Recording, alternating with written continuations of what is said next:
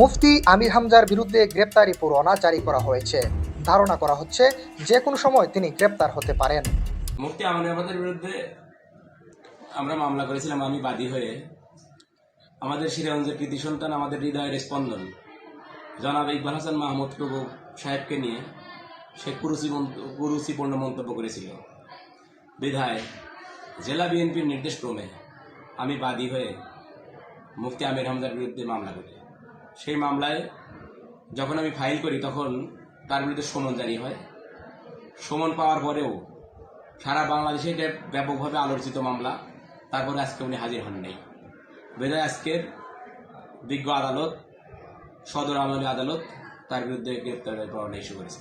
বিদ্যুৎ, জ্বালানি ও খনিজ সম্পদ মন্ত্রী ইকবাল হাসান মাহমুদ টুকুকে নাস্তিক ও ইসলাম বিদ্বেষী বলে মন্তব্যের অভিযোগে করা মানহানির মামলায় কুষ্টিয়া ৩ আসনের সংসদ সদস্য এবং জামায়াত নেতা আমির হামজার বিরুদ্ধে গ্রেপ্তারি পরোয়ানা জারি করেছে আদালত।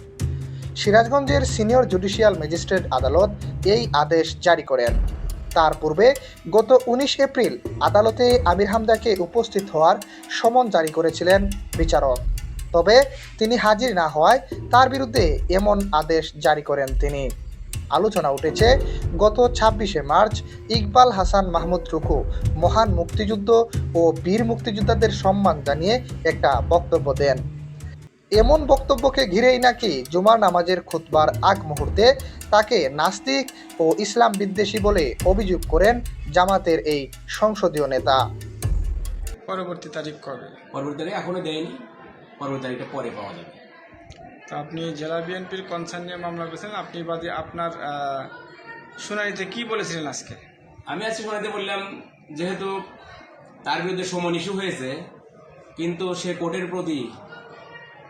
কোর্টের আদেশ অবমাননা করেছেন, বিধায় তার বিরুদ্ধে গ্রেপ্তারি পরোয়ানা ইস্যু হয়েছে। মাননীয় আদালত বললেন যেহেতু সংসদ চলতেছে এই মুহূর্তে তাকে গ্রেপ্তার করা যাবে কিনা।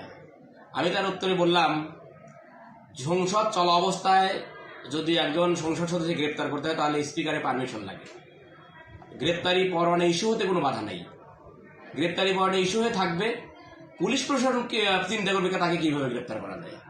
পুলিশ প্রশাসন যদি মনে করে স্পিকারের পারমিশনে তাকে গ্রেপ্তার করতে করবে, আর পুলিশ প্রশাসন আইনের যে রুলস আছে সেটা দেখেই পুলিশ প্রশাসন তাকে গ্রেপ্তার করবে। অতএব গ্রেপ্তারি পরোয়ানা ইস্যু হতে কোনো বাধা নেই। পরে আদালত। তাহলে এখন জনমনে প্রশ্ন উঠেছে, জুলাই বিপ্লব করে এমন স্বাধীনতা পেয়ে কী লাভ হলো? বিএনপি আবার সেই ফ্যাসিস্ট শেখ হাসিনার মতোই বাক স্বাধীনতা বন্ধ করে দিচ্ছে। দেশের সচেতন মহল এটা নিয়ে খুবই উদ্বিগ্ন রয়েছে বলে ধারণা করা হচ্ছে।